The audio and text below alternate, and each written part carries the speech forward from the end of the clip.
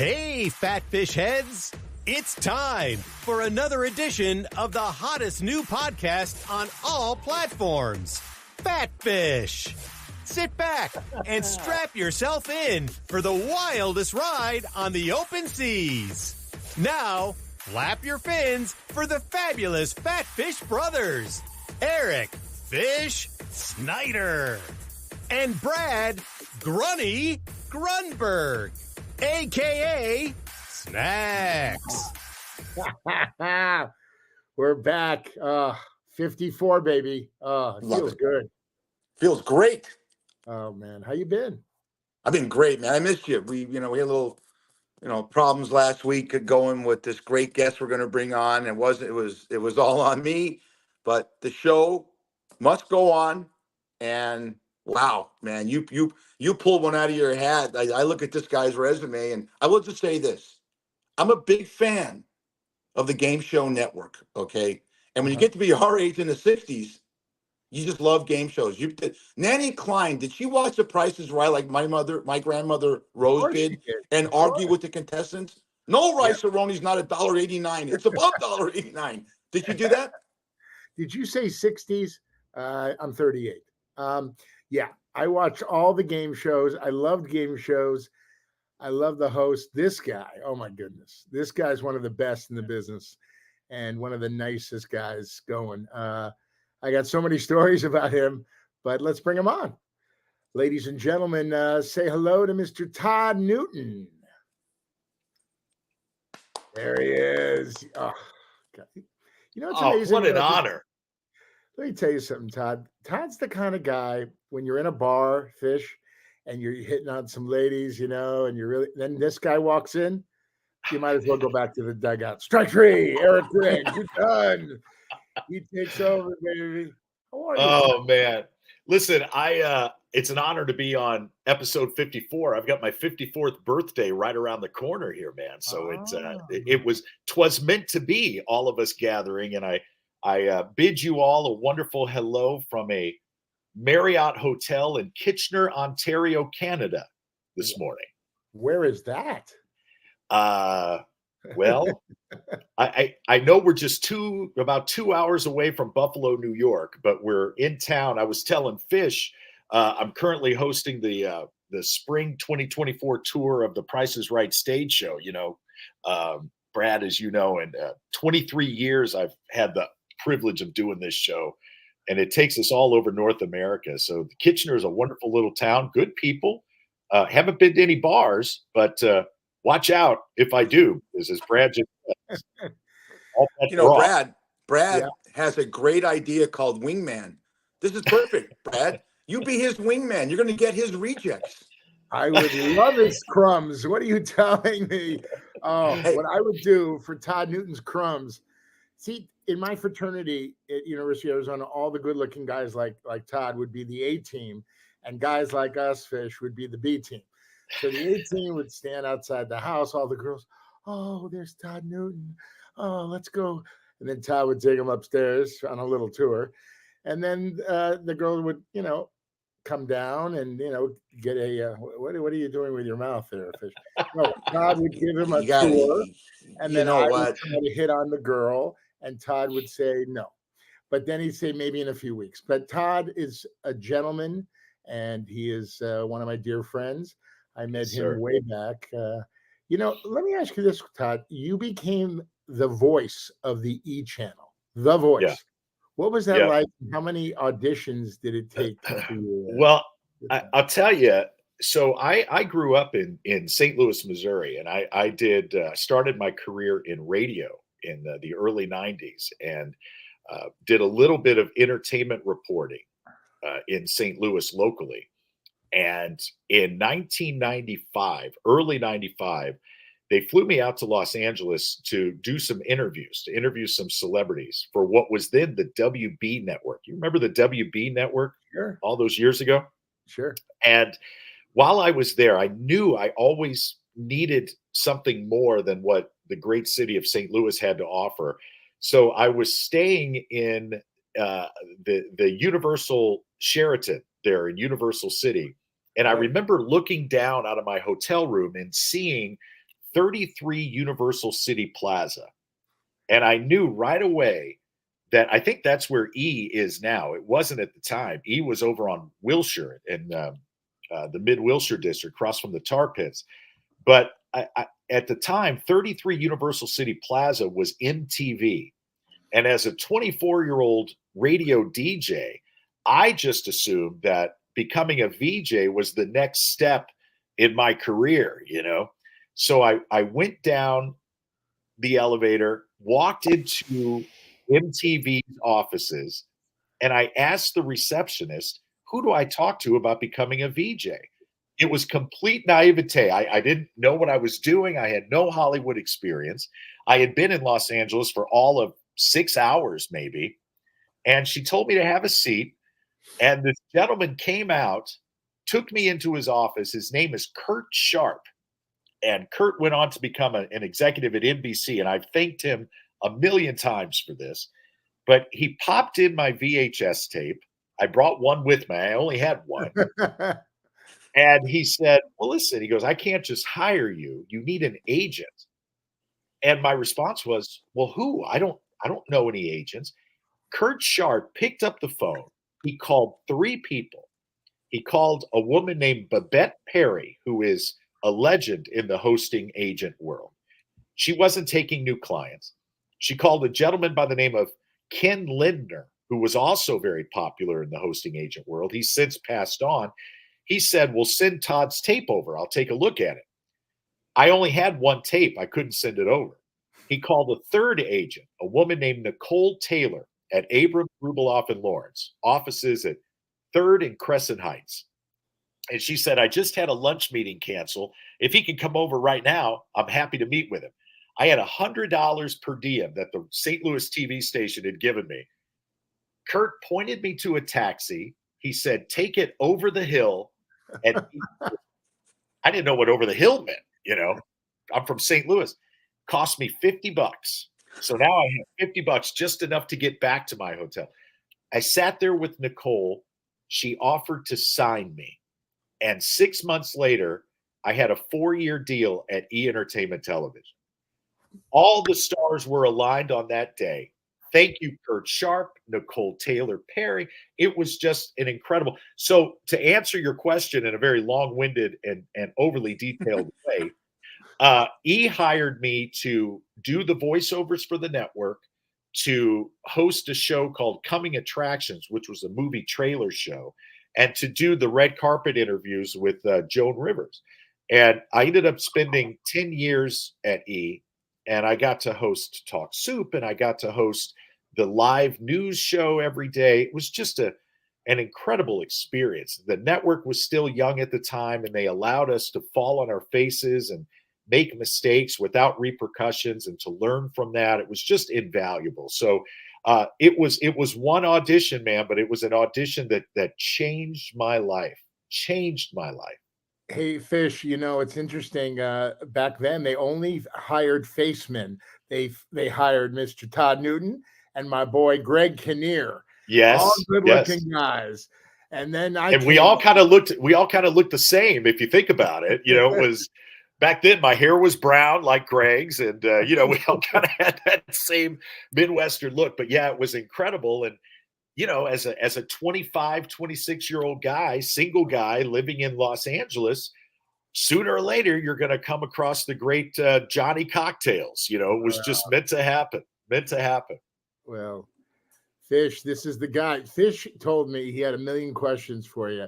He knows your career and that voice, man. I mean, it's like our announcer, Dave Linden. You guys just have this voice. I mean, you're just born with that voice, right, Fish? Or, you know?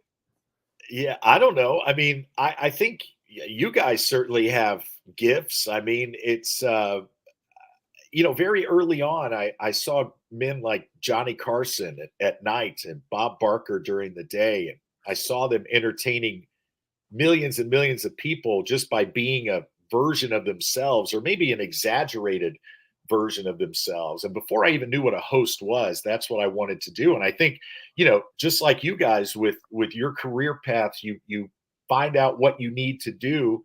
And, you train at it. I mean, you can't take your foot off the gas if it's something you want badly enough. You both know that. Right.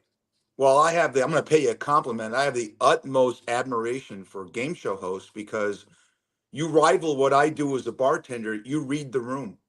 You Yeah. have to read the room as a game show host. I got to ask you, what's your most embarrassing moment hosting a game show? You know, I think, listen, I'm not a small fella. I'm 6'2", about 230, 235 these days. And I swear, I think I've probably been picked up and kissed and hugged and dropped, at least as much as any other game show host, if not more.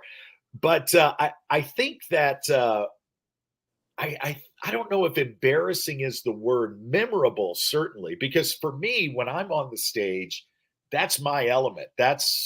Anything could happen to me up there, and I would love it. I relish every moment on a stage or in front of a camera, especially when it's a game show project. I mean, it's such a gift to be able to essentially be Santa Claus 365 days a year. You're making people happy and giving them the chance to win a car that they've desperately needed for a long time, or a vacation that they haven't been able to afford to take. So it's a no-lose situation for me. But just the other night, we were in Iowa doing the show, and this older woman, she was so full of life, such a character down in contestants row, and she was so excited. And it turns out she had the winning bid on an item. So she got to come running up the stairs to join me on stage to play a pricing game. And as she's coming up the stairs, her teeth fall out. Her dentures fall out. And this is something I've never seen. This has never happened. I mean, we've had just about everything happen. And I said, my love, your teeth just fell out. Do you want to go get them? And she goes, oh, hell, leave them there. I'll get them on the way down. What could I win? And I'm like, perfect. This is perfect. So it's moments like that. And they only happen on game shows, and they only on game shows. In Iowa when their teeth fall out, right? Yeah. I got to tell you how I met the great Todd Newton. Todd Newton was friends with a radio DJ named the Nasty Man, a real character. And I met him at, I don't know if anybody knows, but I used to work at the world famous Hollywood Tropicana female hot oil and mud wrestling. So I believe the Nasty Man brought you along one night, and there you two were watching my show. And the rest is history. And I think you only did it for research purposes, correct, Todd? I mean, you're writing a book or a movie about it. Well, yeah. I'm just trying to get to know my new community. You know what I mean? And I'm trying to get to know the demographic. Our demographic at E was female 25 to 54, and I thought there'd be plenty of them at the world famous Tropicana. Yeah, absolutely. And they had teeth. Yeah, oh yeah. So the Nasty Man was a radio mentor of mine. He was in St. Louis, and he's retired now. But Chuck Nasty, he also called himself Chuck Nasty. Chuck Nasty was the last of the high octane FM rock and roll DJs, personality radio at its best. And I don't think there are too many guys that did it better than Chuck Nasty. I mean, he was on the air. He was a machine. Now off the air, at times he could be a little much. And he was kind of hard to handle at some points. But yeah, he took me to the Hollywood Tropicana for the first time, and I fell in love with the place. And I think it's important for people to know that the Tropicana was more. First of all, it wasn't a strip club. It was like you said, a mud wrestling bikini play. But it was so perfect for the 90s and for Hollywood, and it was so much fun, and the people were great. And Brad did such, he was the ringleader of this circus, and he did it with such skill and finesse. And you want to talk fish, you want to talk about reading the room. I mean, this guy was a master at his craft, and it was, I couldn't get there enough. I wish I had $1 for every time that I went to the Tropicana, because I look back at it fondly as a very, very special part of my young bachelorhood. I mean, that place was great. And people meeting new people and falling in love, if only for an hour or two. It was it was great. And watching the old Asian gentleman mud wrestle, that was a thrill. I loved that. Well, He one thing brought his about grandmother there. The guy brought his grandmother, Nanny Klein, there. Took a picture with these girls that mud Oh, wrestle. That's a testament. I'll tell you. Wow. I Nanny had a used to have those pictures, the pictures that you could get with you could get your picture taken with some of the ladies, and we grew to know some of them. And I would still pay I don't know what it was, $20 or whatever to get a picture with them. And they would hand you like this Polaroid photo that you could take home. And I had those for a while. Oh, they you still have them. You still have them. Yeah. Well, they disintegrated over time to save face, which was nice and good. Fish. Hey, The one thing about Todd is he is a big advocate of law enforcement. So he fell in love with a girl named Officer Easy, if I remember correctly. May not have been her real name, Officer Easy. Yes. I'm starting to question the legitimacy of that uniform now that I think back on. She would She would take Todd out of the audience in front of everybody and frisk him and cuff him, and then put him back in his seat. And just doing her job. Just doing her job. And her name was April. She's a wonderful girl. She was one of our top girls. But it was so much fun seeing you there and just seeing you and the Nasty Man laughing. I like laughter is my game. That's what I do. I love making people laugh. I don't make Fish laugh that much because he's a funny guy too. Right. Well, you did you did such a great job, and I remember April, Officer Easy. There was another girl there named Lauren, a redhead. I don't know if you remember her or not, but she was a doll. And then the one girl, I'm not on social media anymore, but I remember she reached out after many years. She ended up becoming one of the girls on the Man Show. You remember Comedy Central's Man Show? Yeah, Angelique. Yeah. And then she went on to get married, have a beautiful family. She's got a clothing line now, I think, an athletic clothing line. And but all of that aside, I mean, the place was, it just seemed like the girls were treated so well, and the customers were treated. There was nothing sleazy or slimy about this place. It was just a place to go. And like you said, Brad, to laugh and enjoy yourself and to blow off a little steam. And then you go home and you're ready for the next day. It was just a really special place. I look back at it the same way many people from New York City look back at their time at Studio 54 or something along those lines. Yeah. Special moment in time. Definitely. So great to have you. I would like to segue because in your career, you did a show called In Search of the Partridge Family.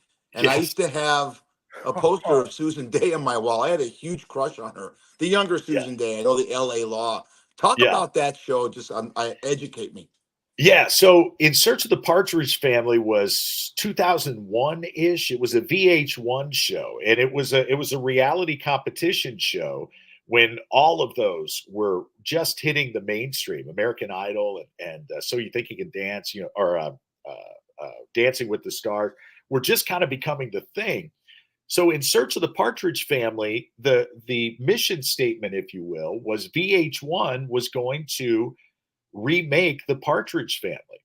And so they were going to make this competition show, and they were going to cast each role from this reality show. So one week we would do the Danny Partridge, and Danny Bonaducci was my co-host for that week. And the next week, David Cassidy was the co-host, wow. And Shirley Jones co-hosted one. And it was all these super talented actors coming in, and they would have to sing, and they would have to dance, and they would have to do sketches. Now, VH1 ultimately did not do a new version of the Partridge Family, but do you know who won the Lori Partridge role? Do you have any idea? Probably not. I mean, I don't even know if they aired all the episodes. Believe it or not, Emma Stone, Academy Award winner Emma Stone, won that role, and everybody knew it too. This sounds so cliche in a Hollywood story, but everyone knew she was going to win. Nobody could touch her. She was so just vibrant, and just the camera just gravitated to her, and she was the sweetest kid at the time. And it was a fun show to do. Anything live is my happy place. I've tried acting a couple of times. I failed miserably at it. So I definitely know what lane I'm supposed to be in, and it's hosting, it's doing it in one take, because with game shows, you can't do them again. You can't change the outcome. And that's why I think game shows are the only real reality television out there for the most part. Some of them are getting a little scripted, I guess, but the classics, Price is Right, Wheel of Fortune, Jeopardy, the live version of The Price is Right, these are real people playing for real prizes, and that's about as authentic as it gets. But yeah, In Search of the Partridge Family was quite an experience, to work with people like Shirley Jones, if only for a week or two, and then to see people like Emma Stone at the very beginning of their career, when they're still scanning the castings, looking for reality shows for a break. It's pretty awesome. I have two questions for you related. First, Partridge Family. Did Reuben Kincaid, my manager, did he come on the show? I don't know. Dave Madden? I don't know. He's been my manager for 30 years. He's wonderful. No. He's no longer with us, but he's still my manager. Oh, okay, good. Do you still pay him commissions? I go to his grave and I put the check on there. But I got to meet him. He's a wonderful man. May he rest in peace. Oh, He's yeah. The great managers of the managers, right? Yeah. A legend. Yeah. I was excited to to have a show on VH1. I thought that was really cool. I had never been on VH1 before, and they were great. And I was young. I think my first child had just been born. So it was neat bringing, my wife at the time and my baby to the set. I was living the dream, man. Living the dream. It's a lot of fun. How many kids do you have? I have two. I have two great kids, 22 and 19. Wow. And it's such an awesome chapter right now because they're adults now. So all the conversations we have are adult conversations, and all the things we do are adult things. Last summer, my daughter and her friend joined me in Paris, and we went to London, and it was just, seeing it all through their eyes was a thrill. My son is he's like a cool dude now. He's somebody I'd want to spend time with, even if he wasn't my boy, so it's awesome. Yeah. Time flies, man, for sure. Like a dad, like son. I mean, hey, you're pretty cool yourself, buddy.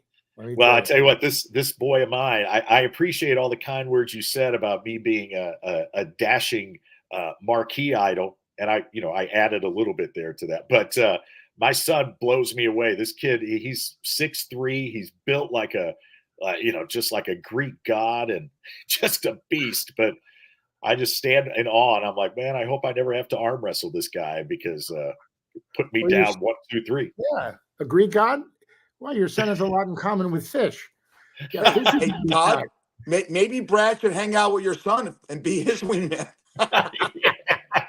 Oh, I'm sure he's doing all right. Yeah, listen. I know that they'll watch this because I told them about Brad and our adventures, and so if he's watching with his girlfriend, he has a wonderful, wonderful girlfriend, and they are completely committed. Fish, come on. Be a gentleman. Well, maybe the girlfriend has someone for Brad. Okay, you ever think about that? He's only 38 years old, Todd. That's true. He's only 38. He is only 38. He's a good guy. Trust me. Is there any correlation between you and Drew Carey in all this? No, actually, I've never met Drew. My affiliation with this show is completely due to the great Bob Barker. Bob Barker, as I say every night in this show, is the one that taught me everything that I know about hosting game shows. He is the one that created this live version of Price is Right. And I remember his words as if they were spoken to me yesterday. He said he wanted to create a show that took a little bit of Hollywood out to America for folks that didn't have the chance to come to Hollywood to play their favorite game. And, because of wonderful audiences, both in the US and up here in Canada, we've been able to do this for 23 years. Bob put me in this position over 2 decades ago. And as you guys know, Wow. nothing in this world that we live in, this show business world that we're so fortunate enough to swim around in, nothing lasts 23 years. And this show has raised my family. It's bought my home. It's what's given me the car that I'm able to drive around in. It's what's put food on my table.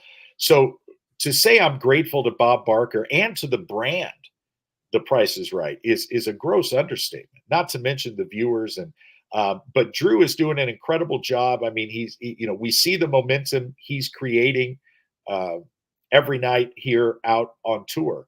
So it's just, everything The Price is Right has done since its inception, back when Bill Cullen was hosting, has been Bill spot Cullen. on. Yeah. Take us through like the week of preparation. Are you like a rock star? Do you go in semis and a bus and go to each town? That kind of thing? Yes. Yeah. So we travel in a custom Prevost tour bus. It sleeps 10. It's got Wi-Fi, satellite TV, bathroom, shower, kitchen, the whole deal. They take incredible care of us, but we do 6 shows a night. We have our 6 shows a week. We have one night off. So there's really no other way to do it. We couldn't fly. We couldn't logistically get from one city to the next if we flew out the next morning. It would be cutting things way too close. So we had a residency in Vegas at the old Bally's, the now Horseshoe. We were there for 6 years.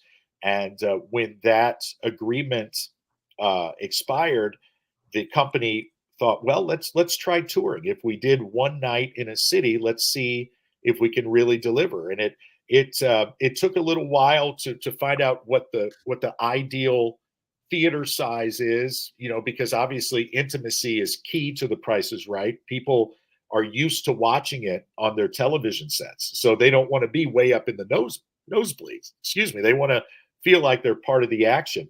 So we're a 90-minute show, bus and truck, tour bus, 18-wheeler. We've got a wonderful road crew that sets everything up and breaks everything down like magicians. We play beautiful theaters. A lot of them are the old vaudeville theaters, like the old Orpheums and the old Paramount theaters, which is cool for me because my grandmother was a vaudeville performer. And when we're in the Midwest, especially, I like to think that maybe I'm standing on the same stage that, she performed on as a young performer. But yeah, I mean, it's so much fun. We're a 90-minute, sometimes a 2-hour show, depending on the crowd. You know how that is, Brad. You get in front of an audience and sometimes the show happens. And you're just along for the ride. It's great. But, the prizes are real. The games are authentic. Authenticity is key. I mean, we're all game show fans first and employees second. So we try to do it right every night. And last night's show was great. Tonight's show, I'm sure will be great. You can't lose when it's The Price is Right on the marquee. Everybody's having a good time. Especially with you running the show, buddy. Thanks, I'm man. telling you. Yeah. You Fish, you have a book. You wrote a book. Well, let me do a plug here. We are the Fat please. Fish Podcast, number 54. That is Grunny. I'm Fish. This is entertainment reporter, game show host, and author, Mr. Razzle Dazzle, Todd Newton. Todd, before we get to your book, we always at fishgrunny1@gmail.com, we take people that want to ask our guests a question. This doesn't come from that. This comes from my buddy John. When I told him you're going to be on, he knew who you were. And he had to ask a question before we could talk about your great book. And Brad will introduce that. He said, ask Todd if he's ever had a contestant that was a prick, and how did he deal with it? That's a good question. Being in front of 2,500, 3,000 people affects people differently. For the three of us, being in front of an audience is a rush. Having the spotlight on our face or the camera on is a rush. It's what we live for.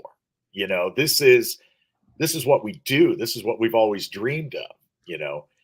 For other people, as we all have heard, it's their biggest fear. Being in front of an audience is their biggest fear.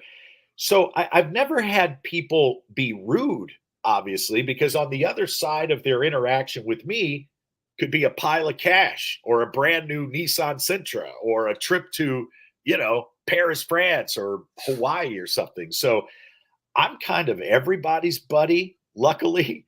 I've seen disappointment when they maybe don't win the prize. But no one's ever been, rude or disrespectful. Maybe they take it out on us in another way. Maybe they, write a bad Ticketmaster review or something. I don't know. But my answer would be not really. And I think it's because as a host or someone that's pretty much seen everything that I think I could possibly see on a stage, I can kind of guide where the situation goes, if that makes sense. Bob Barker always taught me that every contestant has a story. Every contestant has a reason why they're on the show, on the stage. It means different things. Many of us, we think of Price is Right. We think about watching it when we stayed home sick from school, or we think about, the mountain climber going up the mountain on cliffhangers and the yodeling, or we think of Plinko, I pretty much know, even though I let the game steer itself, I know after all these years that everything is going to end in one of two or three, maybe four scenarios. So in my head, I just kind of prepare for all of them. It's like Brad, he's so good at improv. You never create the outcome, you react to the outcome. Is that accurate for improv, kind of? Absolutely. Yeah. You throw it out there and you see what's coming back at you. Yes. Yeah. But after so many years, there's nothing that could happen in a scene, Brad, that you can't react to. Some may get bigger laughs than others, right? But right. But you're ready for it. So if I see somebody kind of heading in that direction, I can just keep the attention on the game. That way the audience isn't seeing how this person is acting or reacting. You're like Captain Merrill Stubing of the Love Boat. You steer it this way, you steer it that way, right?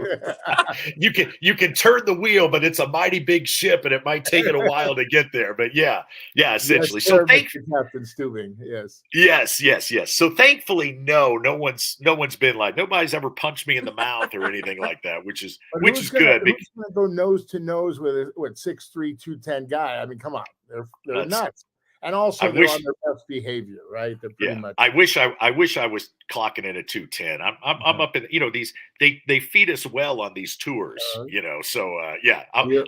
210 will be my post tour weight. We'll get down to that. Buddy. You look very. I feel good.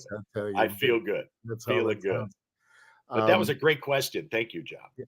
I wanted to ask Fish to introduce your book, because I'm going to introduce some other wonderful thing that you do.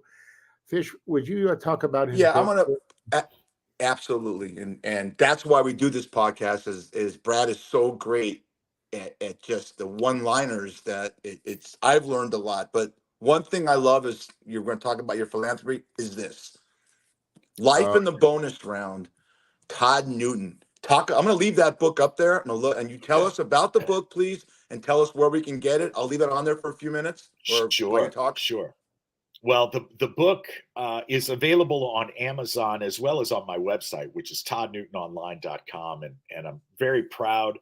This is one of a few books I've written, but this was the first, and this is kind of an autobiographical journey through my days on the radio in St. Louis, up through my move to Hollywood and fatherhood and just career. Everything is in there. And guys, this book started as a journal that I was writing to my kids while I was traveling when they were very, very young. Things that, happened to me, or things that I wanted to share with them that perhaps at the time they were too young to, really comprehend or appreciate. I wanted it to be documented. And eventually that journal kind of morphed into this book. And I'm so grateful. You see, Bob Barker wrote the foreword there on the cover. But this book talks about the people that were instrumental in making my career dreams happen, because none of us achieve anything on our own. There's just no way. And I was listening to the episode you did with the great Tony Orlando, a man that I have immense respect for, the other day. And, he said it too. I mean, so many things have to fall into place for lightning to strike, so to speak. And everybody has different dreams. It's not just entertainment. Maybe you want to be an entrepreneur, or you want to be a doctor, lawyer, nurse, whatever. Maybe you want to open your own oil change place. Whatever your dreams are, it's not going to happen just you. No way. And I believe that those people deserve credit. I mentioned my grandmother, my parents, Little League coaches, Bob Barker, another one, my ex-wife, Silver, the mother of my kids. There's no way I could have toured with this show if I didn't have the faith and respect for her at home taking care of our kids. I never set out to be on the road 120, 150 days a year. I thought I was just going to be on TV all the time, Yeah. But we both realized what a gift this was and what it could mean to our family. And without her, I couldn't have done it. I mean, if she would have said no way, then I don't know what I'd be doing. I wouldn't have been able to, I wouldn't have been able to provide a life for my family, just hoping to go from one game show to the next, working 13 weeks at a time. That's a grind, a real grind. But she made it possible. So many people made it possible. So, But you forgot one person, very important, Officer Easy. Come on. Officer Easy. Had it not been for her making sure that I wasn't smuggling contraband in public places, I don't know how we would have done it. But yeah, it talks a lot about getting into the entertainment industry, what I went through. There's no silver bullet. There's no shortcut. We all know that, and if we don't know that, we're fools. But that book has really been something special throughout my career. And there's a follow-up called The Host with the Most: Tales of a Tattooed Television Personality. And all the proceeds from those books go directly to charity. I don't keep a penny of it. I'm just honored that people read it and enjoy it. And Life in the Bonus Round was named Best Autobiography at the Beverly Hills Book Awards, which blew me away. But I love the fact that others benefit from it, whether it's financially with the charities or, just you find a little nugget of something you can use within the pages. It means a lot to me. Yeah, it's about giving back. Here, Fish, look at this guy. A good guy from the Midwest, right? St. Louis, Missouri, giving back, loving his life. So grateful and blessed. That's what it's all about. Yeah, it is. All these people that, these celebrities, these people, these influencers, look at me, I'm a star. No, you're not. Yeah. Well, I have thoughts. I have thoughts on the whole influencer thing. And my thoughts are this. I'm all for anyone making a buck. Anyone. This is America. You can do whatever you want. You can pursue whatever dream you want. But I believe that there are certain things that one must accomplish, certain dues that one must pay to be able to call yourself successful in any field. I can only speak to the entertainment field. You and I, Brad, both came up scratching and clawing, going to any audition, answering any call, before there was YouTube, before there was email even, let alone TikTok and all this stuff. So when someone goes on an Instagram page and calls themselves a host, well, I take a little offense to that, because what if you hosted? If you're a host, I want to know you. I want to network with you. I want to work with you. But you can't just open up a free social media platform and say that you're a photographer or a model or a political pundit or what, it doesn't mean anything. And, obviously I'm a fan of tattoos. in the tattoo world, there's a saying, it don't mean a thing if you don't feel that sting. You know what I mean? There's got to be a little pain involved. Yeah. And 99.9% of the people that call themselves influencers, they haven't felt that sting. So you don't know how beautiful it could be. You're shortchanging yourself if you think work is posting a video of yourself putting on eyeliner or making a salad. You know, you got to feel the hurt. You've got to feel the hurt for it to be meaningful. And that's Todd. Wait a minute, Brad. You brought up something because we're really big into anti-bullying for teens, and you took yourself off social media. We always think, I'm a bartender and I talk to young kids. A lot of young kids right now think that they're going to make a living doing a video on TikTok, and you're right. There's no that's not going to happen. And are we losing that? Are we losing the Puritan work ethic in this country? Well, there are two sides. Yes. Oh, yes. I mean, I don't see the hustle in the current generation of entertainers. Exceptions prove the rule, of course. Emma Stone being one of them.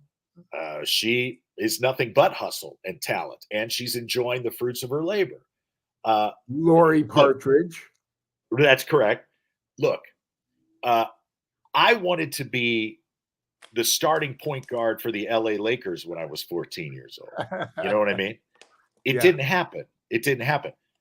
A lot of people who are, in that age group, teens, early 20s into their 30s, they think they see what Kim Kardashian is making or what The Rock makes for a post. That's great. But there's always going to be a Kardashian. There's always going to be a Rock. There's always going to be a Michael Jordan that does it. That doesn't make it possible for everyone. You have to find your niche. You have to find what makes you special and you unique, and you have to build on that. And the key to success, I think, if there is one, or one of the keys to success, is knowing what is not working. And there's a big difference between realizing that something isn't working and giving up. Those are two totally different things. You have to know when to pivot onto something else and when to parlay maybe this mediocre performance into something new. I mentioned the book. I'm never going to be Ernest Hemingway. I get it, but I want to be the best game show host I could be professionally. Personally, I want to be the best father, the best man I can be. And those are my goals. My goal is to not achieve a certain number of likes or follows. I'm here to make money. I'm not here to post free stuff for people. You know what I mean? It's like I come from the school of I want to get paid, and there's nothing wrong with that. There's nothing wrong with wanting to get paid. But we were talking about. Yeah, when I'm in my lift, I lift on the side. It's my side hustle. I tell the kids in the back, I say, find something you love. The money will come. Don't do it for the money. Don't do it for your parents. Don't do it for your grandparents. You must be happy. And if you're happy and you get up every day and you'd work for free, the money's going to come. And you're going to be a happy life. Because I have so many friends, they might have a lot of money, but, they're miserable, Yeah. We say, hey, man, I envy you. You went for your dream. Look at, and Fish, you don't know about Fish. He's an amazing guy. This guy has been a bartender, #1 bartender in America for, 42 years? Something like that. Look at going on 44. Look at you, man. This guy served drinks to everybody. He had a successful bar in Brentwood called Mom's Saloon. I don't know if you remember that. Yeah. I heard you guys talking about that. Yeah. I mean, he's an amazing. Listen, you got. Isn't that the one? Isn't that the one that George Carlin used to come in and? And if somebody started spending, like hovering around George Carlin, he would give you a little look, and you would find a way to shoo him out of there, get him private. That's great, man. That's great.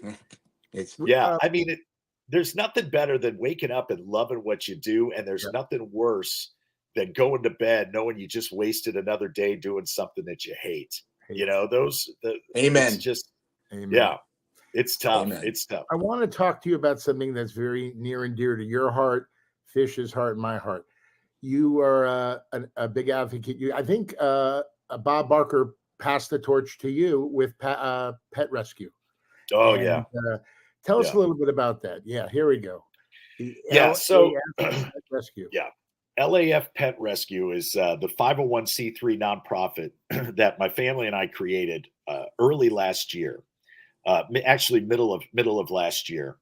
I have always believed in rescuing our pets. I mean, my parents did that, when we were young, and there's something special about saving an animal's life. People buy their dogs and cats from breeders, and they fall in love with the animal. They give the animal a great life, and I think that's beautiful. But when Mr. Barker spoke at the end of every episode for decades about helping to control the pet population is a real issue. And if you love animals and you think about the tens of thousands of animals that are put down, killed, put down is a very soft way of saying it, killed in our nation's shelters, it's a very saddening thing. It's not the fault of the shelters. They have no other choice. I mean, the beautiful thing is there's an organization called Best Friends Animal Sanctuary that I used to be affiliated with. Their mission is to create a world where there are no more homeless pets by 2025. They're on an incredible path to make that, to bring that to fruition. There are no-kill shelters now all over the country, which is awesome. But it only works if people rescue their animals and don't buy them from breeders. It's not a slam against breeders. I'm telling you how we can reach a world where there are no more homeless pets. That's by rescuing your animals.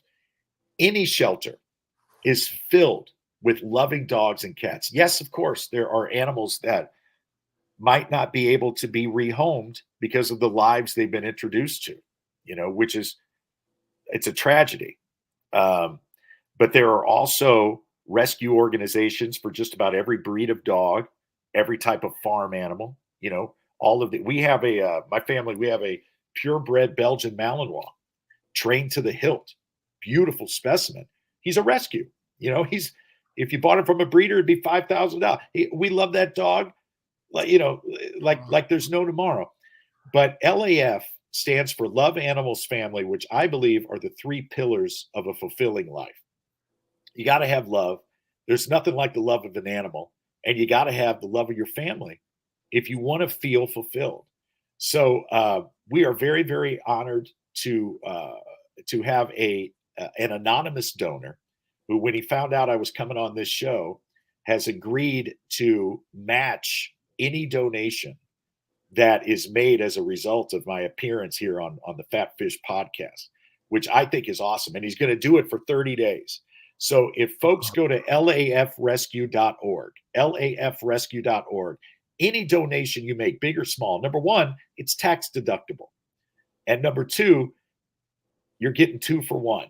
And even a $10 or $15 donation can feed a cat for a month, can shelter a dog for a month. We're right in the middle of, I was just answering emails before we came on the air. We're right in the middle of kitten season, man, where all of the feral cats, the feral litters are appearing all over. And people with nothing but love in their hearts have no place to take these kittens but to a shelter, So we're trying to clear out the shelters and find homes for as many dogs and cats as we possibly can. And people have been so loving and so supportive. And we're really grateful for this double the donation offer that this donor is making.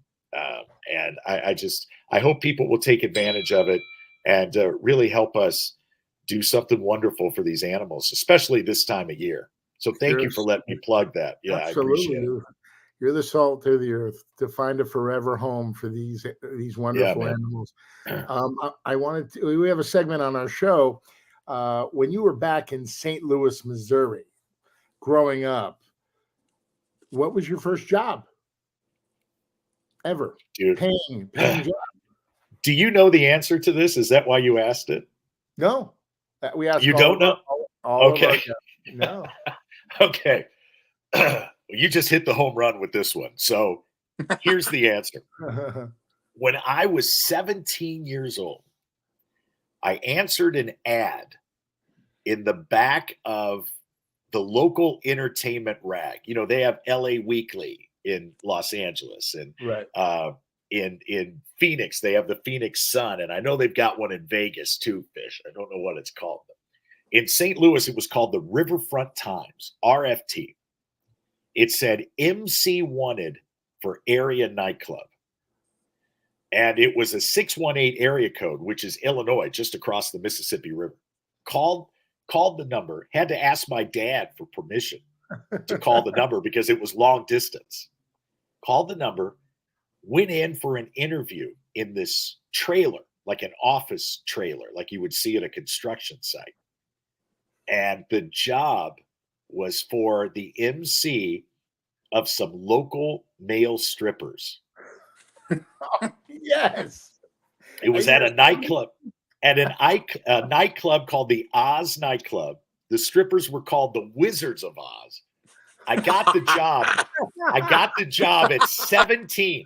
17, which tells me I had to have been the only guy that applied for this job. I mean, unless they saw something in me, and I write about this in Life in the Bonus Round, actually. There's the guy that hired me, Jimmy Holiday, just an absolute suave, smooth dude, hired me, and I was the MC of these male strippers for a year and a half. Can you imagine being a senior in high school? This is your job. And when I was 20 years old, they interviewed us on a local radio station. And on the way out, I said, hey, do you guys need any interns? I had just started at a community college. They hired me as an intern. 6 months later, I was on the air. That's how I got into radio. You got to be proactive. Yeah, you can't. Look, you went after everything. I had to sit there and look at naked dudes for a couple of years, but doggone it, I got on the radio. Yeah, talking about finding your path. Hey, quick, Brad, in addendum to what this great guy does with the rescues, we had a girl in our show, Ashley, way back, who's a bartender with me at Chuck's Tavern. She's rescued and fostered over 200 dogs in the last year. That's her passion. So that, to us, give us the site again. Yeah, where people can go and donate. Sure. It's LAFpetrescue.org. LAF is in Love Animals Family, petrescue.org. And fosters, listen, I tip my hat to fosters. That is not always easy. It's a lot more than just snuggling a puppy. A lot of times these fosters, this time of year, fosters that we're working with are literally bottle feeding kittens that were born on the side of a road, and they get brought in a box. People don't know what else to do with them. And we're grateful that they do. But these fosters, or sometimes we have, we'll get someone who's interested in adopting a pet, but they're in the middle of a move and they can't take the dog or the cat for a couple of weeks. Without these fosters, I don't know what we would do. I don't know. Every organization feels that way. Fosters are key. So kudos to her for doing that. That's really special. Life in the Bonus Round on Amazon. But I got two quick questions before Brad takes us home. How you doing in your ESPN bracket for the NCAA tournament? And growing up in St. Louis, what do you think about the Chicago Cubs? Oh man, I'll take a look. Let me answer the first question. I've talked about March Madness once, and that was with my father the other day. I don't know. Wow. Purdue is Purdue still in it? Yeah. Are they in it, Brad? I think so. Yes. Yeah. Okay. Don't quote me. But okay, so we'll say Purdue. Listen, college was not a huge part of my life, regretfully. You know what I mean? So I don't have much allegiance to any university except the one where my daughter goes. I'm a big fan of that one. And your second question, which was what? What was the second question? Look, you're from St. Louis. St. Louis Cardinals are just a huge icon in Major League Baseball. Listen, we had a comedian, Tony Visick, that was on from St. Louis. Yeah. They hate the Cubs. Hate them. Yeah, I don't hate the Cubs. I'm still a Cardinals fan. You don't grow up in a great sports town like St. Louis and not always bleed blue for the St. Louis Blues or be a Cardinals fan. I have so many great memories of road tripping up to Wrigley to watch Cards-Cubs games out in the bleacher seats. And, Harry Carey, there will never be another Harry Carey. And he was a St. Louis guy first before he went to Chicago, Wow. There's Budweiser flowing through his veins. So, and I live in Scottsdale, Arizona now. So I every now and again we'll get tickets to go see the Cubs spring training. And, Scottsdale is like Chicago lights. I mean, there's a Portillo's and a Lou Malnati's on every corner out there now, So the Chicago Cubs have grown on me. I have respect. Good. Have respect. Mr. Todd Newton, I can't thank you enough for coming on the show. Please put his book up there. We want to promote that one more time. Thank you, guys. Thank you so much. Show that book, Fish, if you could. Oh, there it is. The handsome guy. Oh, the tie is loose. Oh, look at the tan. Look at the tan. You see that? Is that a tanning booth or is that the real? Oh, yeah. That's a spray tan. That's a spray tan. Yeah. That's an all over, fully nude spray tan. I love it. It looks great. It's a good pick. I love it. He does. And then let's put up the LAF Pet Rescue, please. From a distance, on a quick glance, you look a little bit like Sinatra. Everyone ever tell you that, Todd? Oh, what a compliment. Todd, that does have a little bit of the tie does give it a little bit of that Rat Pack vibe, doesn't it? Yeah. It does. And now we're going to put up there it is, LAF petrescue.org. Please, everybody, donate $10, $15, not $5. This wonderful donor is going to match it. This has been one great number 54. You guys are great. I wish you guys continued success. I enjoy listening to you, and it's a real thrill to be on. And Brad, I would take a bullet for you, my friend. Not in the face, of course, not in the face, but I would take a bullet for you, and I would walk across a mile of broken glass on my butt cheeks for you, Fish. So to be here together is Fish. Fish serves up the best Irish coffee in Hollywood. I mean, how can you not admire that man, right? No, and the key to a good Irish coffee, Fish, is a warm glass, right? You want the glass to be just warm enough. And Fish, by the way, is one of 3 men in America that knows how to properly pour a pint of Guinness. There are only 3, and he's one of them. I love it. That's it. Yeah. That's it. Man. The key to an Irish coffee, Brad, is that you have to have the Baileys overcommit the Jameson. So it's not all Jameson in there. Yeah. That's right. That's right. Delicate balance. Yeah. And you sip it and enjoy it like a cocktail. You don't drink it like a cup of coffee. It's a cocktail. Yeah, you enjoy it. Yeah. Johnny Cocktails. My man. Thank you, boys. I appreciate it so much. Ladies and gentlemen, that's Eric Fish Schneider. That's Todd Newton. I'm Brad Grunny Grunberg, a.k.a. Snacks. 54 is in the books. Thank you, Todd Newton. I love you, brother. Take us home, Dave Linden. You've been listening to the Fat Fish Podcast, heard on all your favorite platforms. Until next time.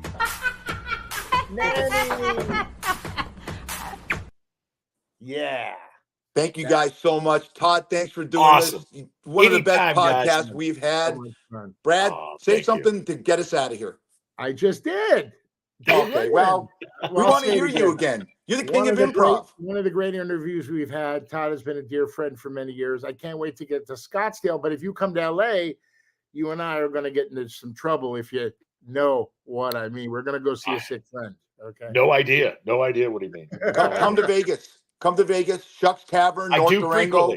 You're welcome anytime. All right. Thank you, guys. Cool. Thank you so much, boys. Let's do it again soon. Let me know if you ever need anything.